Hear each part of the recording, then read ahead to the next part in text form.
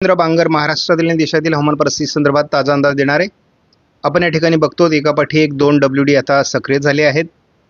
मैदानी भागाकडे खास करून उत्तर प्रदेश वगैरे भागात आता पावसाचं अनुकूल वातावरण तयार होते. पंजाब हरियाणामध्ये काल पाऊस झालेला आहे, जम्मू काश्मीरमध्ये झालेला आहे आणि आता WD थोडे मैदानी भागाकडे सरकणारे WD तयार होतील आणि पर्यायाने वातावरण बदलेल. मान्सून पूर्व पावसाचं हे वातावरण आहे, कारण 1 मार्च नंतर जो पाऊस होतो तो मान्सून पूर्व पाऊस म्हणून गृहीत धरला जातो. आणि आपण सीझनल मॅप जर बघितला म्हणजे 1 मार्च पासून 11 मार्च पर्यंत, तर या कोणत्याही तारखेंच्या दरम्यान महाराष्ट्रात कोणत्याही जिल्ह्यात पावसाची नोंद झालेली नाही. पण आता यापुढे पावसाची नोंद होईल आणि ती आपल्याला बघायला देखील मिळणार आहे. एकाच वेळी उष्णतेची लाट आणि पावसाचं वातावरण असा दुहेरी अंदाज या ठिकाणी देण्यात आलाय.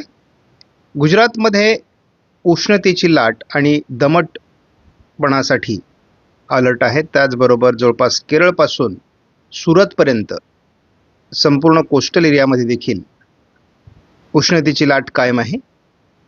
मध्य प्रदेशमध्ये देखील उष्णतेची लाट कायम आहे. मात्र आजपासून आज 13 तारखेला विदर्भात आणि छत्तीसगडमध्ये पावसाचा अलर्ट देण्यात आला आहे. त्यामुळे आता म्हणजे उष्णतेची लाट थोडी कमी होऊ शकते, परंतु आज पावसाची शक्यता जरी भारतीय हवामान खात्याने व्यक्त केली असली तरी पावसाची नोंद होईलच असं नाही. त्यामुळे उष्णतेची लाट महाराष्ट्रात सुद्धा कायम राहण्याची शक्यता आहे.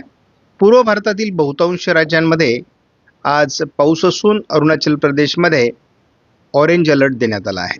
मान्सूनपूर्व पावसाचं वातावरण उद्यापासून तीव्र होणार असून 14 तारखेला संपूर्ण महाराष्ट्रामध्ये कोकण वगळता म्हणजे उत्तर महाराष्ट्र, मध्य महाराष्ट्र, पश्चिम महाराष्ट्र, मराठवाडा, विदर्भ, छत्तीसगड, राजस्थान, पंजाब, हरियाणा, अगदी हिमाचल प्रदेश, पूर्वेकडील सर्व राज्य यामध्ये पावसाचा अंदाज देण्यात आलाय.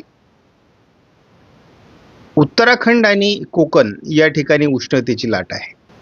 भारतीय हवामान खात्याने मात्र 15 तारखेपासून भारताच्या बहुतांश राज्यांमध्ये पावसाची नोंद होईल असा अंदाज दिलेला आहे. त्यामुळे हा अवकाळी पाऊस आहे. कोणी त्याला मान्सून पूर्व पाऊस तर कोणी अवकाळी पाऊस म्हणतंय. परंतु रब्बी पिकांसाठी त्याचबरोबर फळबागांसाठी हा अतिशय हानिकारक आहे आणि त्यामुळे या पावसापासून हा मेघगर्जनेसह, विजांच्या कडकडासह, वादळी वाऱ्यांसह होणार आहे. त्यामुळे थोडी काळजी घ्या. महाराष्ट्रासहित गुजरात, राजस्थान, मध्य प्रदेश, छत्तीसगड, ओरिसा, तेलंगणा, आंध्र प्रदेश, कर्नाटक या राज्यांमध्ये उष्णतेची लाट कायम आहे. भारतीय हवामान खात्याकडून देण्यात आलेल्या अंदाजानुसार आपण बघतो की बिहार, अगदी उत्तर पश्चिम बंगाल, अरुणाचल प्रदेश, आसाम, सिक्कीम, नागालँड या बहुतांश भागांमध्ये पाऊस झालेला आहे. पश्चिम बंगालमध्ये देखील पाऊस झालेला आहे. उत्तर भारतात देखील पावसाची नोंद काही भागात झालेली आहे. त्यामुळे पावसाला सुरुवात झालेली आहे. एप्रिलमध्ये टप्प्याटप्प्याने पाऊस होणार आहे. मे मध्ये देखील महाराष्ट्रासहित भारतात बऱ्याच भागात पाऊस होणार आहे. दोन्ही समुद्राच्या दक्षिण टोकाला वादळी प्रणाल्या विकसित होतील असा देखील अंदाज आहे. एप्रिलमध्ये SIPS मॉडेलने अंदाज दिलेला आहे. मे मध्ये पावसाचा अंदाज दिलेला आहे. SIPSचा अंदाज जूनसाठी अतिशय चांगला आहे, जुलैसाठी चांगला आहे, ऑगस्टसाठी सुद्धा चांगला देण्यात आलेला आहे. मात्र सप्टेंबरसाठी कोकणासहित पर्जन्यछायेच्या प्रदेशात मात्र पावसाची घट नोंदली जाईल असा अंदाज देण्यात आला आहे. मराठवाडा आणि विदर्भात मात्र पाऊस होईल. पावसाचं प्रमाण ऑक्टोबरमध्येही वादळी स्वरूपात महाराष्ट्रात राहण्याची शक्यता आहे. अगदी नोव्हेंबरपर्यंत पावसाचा अंदाज SIPSने दिला आहे. आपण JFS मॉडेलचा जेव्हा अंदाज या मॉडेलच्या आधारे बघतो तेव्हा उत्तर भारत, पूर्व भारतात WD सक्रिय झालेत. 2 दिवस पुढे म्हणजे 14-15ला थोडे कमजोर राहतील, परंतु 16 तारखेपासून महाराष्ट्रात पावसाच्या ॲक्टिव्हिटी सुरू होतील असा JFSचा अंदाज आहे. पूर्व भारताच्या आणि महाराष्ट्राच्या बऱ्याच भागात या पावसाची नोंद होणार आहे. 19-20 तारखेला हे महाराष्ट्रात पावसास पूरक वातावरण आहे. त्यामुळे एकूणच काय काय घडणार आहे ते आपल्याला बघायचं आहे. अजून तरी गुजरात, राजस्थान, मध्य प्रदेश आणि महाराष्ट्र, तेलंगणा या राज्यांमध्ये उष्णतेची लाट कायम आहे. ही उद्या देखील राहण्याची शक्यता आहे. विदर्भ आणि प पश्चिमी मध्य प्रदेश, गुजरात या भागात 15 तारखेपर्यंत वातावरण उष्णतेचं राहील. 16 तारखेपासून या वातावरणात बदल होणं अपेक्षित आहे. म्हणजे उष्णतेच्या लाटेची तीव्रता ही कमी होणार आहे. पुन्हा एकदा 22 तारखेनंतर उष्णतामान वाढू लागेल. आजपासून सातारा, कोल्हापूर, सोलापूर, लातूर, धाराशिव या भागात ढगाळ परिस्थिती वाढायला सुरुवात होणार आहे. तर उद्या हीच ढगाळ परिस्थितीचं प्रमाण महाराष्ट्रातल्या बहुतांश जिल्ह्यांमध्ये वाढायला सुरुवात होईल. परंतु 14 पर्यंत पावसाचा अंदाज नाही. थोडंफार पश्चिम महाराष्ट्रात एखाद दुसऱ्या ठिकाणी शिडकाव होऊ शकतो.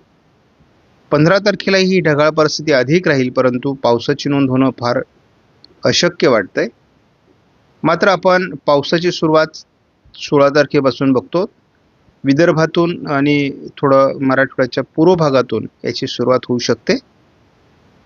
त्यानंतर 17 तारखेला आपण बघतो लातूर, नांदेड, चंद्रपूर, गडचिरोली या भागात पावसाचं अनुकूल वातावरण तयार होईल. त्यानंतर आपण बघतो की ही पावसाची सुरुवात विदर्भाच्या बहुतांश जिल्ह्यांमध्ये अकोला, अमरावती, नागपूर, भंडारा, गोंदिया, चंद्रपूर, गडचिरोली, वर्धा, यवतमाळ, वाशिम, हिंगोली, नांदेड आणि लातूर या जिल्ह्यात अगदी बीड पूर्व भागापर्यंत, सोलापूर, धाराशिवपर्यंत हे पावसाची 18 तारखेला सुरुवात होणार आहे.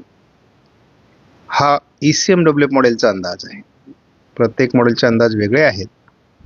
त्यानंतर आपण अगदी बघतो की संपूर्ण विदर्भ हे 19 तारखेला पावसाची नोंद होईल. मराठवाड्यात पावसाचा जोर थोडा ओसरतोय. कोकण किनारपट्टीला मात्र पाऊस होणार नाही असा सध्याचा अंदाज आहे. जोरदार पावसाचा अंदाज थोडा नागपूर उत्तरेला आहे. त्यामुळे थोडं गोंदिया आणि नागपूर जिल्ह्यात, गडचिरोलीमध्ये गारपिटीची शक्यता 20 तारखेला आहे. शेतकऱ्यांसाठी एक आनंदाची बातमी आहे की या पावसाचा जोर थोडा कमी होतोय. त्यामुळे आपल्याला फळबागा वाचवण्यासाठी याची मदत होईल. त्यानंतर पुन्हा एकदा मोठा गॅप या पावसामध्ये येणार आहे. त्यामुळे आपल्याला त्याचाही फायदा होईल. आपण 24 तारखेला मोठं ढगाळ वातावरण बघतो. काही ठिकाणी शिडकावा होईल वादळी स्वरूपाचा. पुन्हा 25 तारखेला अहिल्यानगर, बीड, छत्रपती संभाजीनगर, पुण्याचा पूर्व भाग, साताऱ्याचा पूर्व भागात काही ठिकाणी पावसाळी वातावरणाची शक्यता वर्तवण्यात आलेली आहे. पुन्हा 26 तारखेला देखील हे वातावरण महाराष्ट्रात बऱ्याच भागात असू शकतं. त्यामुळे 25, 26, 27 पुन्हा एकदा मान्सूनपूर्व पावसाला सुरुवात होऊ शकते महाराष्ट्रामध्ये. त्यामुळे थोडं हे वातावरण रब्बी पिकांसाठी तापदायक राहण्याची शक्यता आहे. साधारण 16 तारखेपासून थोडी ढगाळ परिस्थिती, तुरळक पावसाचा अंदाज काही भागामध्ये येतोय. त्यानंतर आपण 17 तारखेलाही जेफेसने थोडं वातावरण लातूर, धाराशिव, नांदेड, चंद्रपूर, गडचिरोलीच्या दरम्यान दाखवलं आहे, सोलापूर पूर्व भागात. त्यानंतर आपण बघतो की पावसाचा जोर 18 तारखेपासून वाढणार आहे. अहिल्यानगर, बीड, छत्रपती संभाजीनगर, जालना, बुलढाणा, अकोला, अमरावती, नागपूर, भंडारा, गोंदिया, वर्धा, अगदी लातूर, धाराशिव, सोलापूर, सांगली पूर्व, पुणे पूर्व, सातारा पूर्व भागात 18ला पावसाची नोंद होईल. त्यानंतर आपण मराठवाड्याचे सगळे जिल्हे याही ठिकाणी पावसाची नोंद होईल. पावसाचा जोर 19 तारखेपासून वाढेल आणि पहिली नंदुरबारमध्ये, मालेगावच्या म्हणजे नाशिक उत्तर भागामध्ये गारपिटीची शक्यता आहे. त्यामुळे जळगाव जिल्ह्यात गारपीट होऊ शकते. नाशिक जिल्ह्यात गारपिटीचा अंदाज 19 तारखेला आहे. त्यामुळे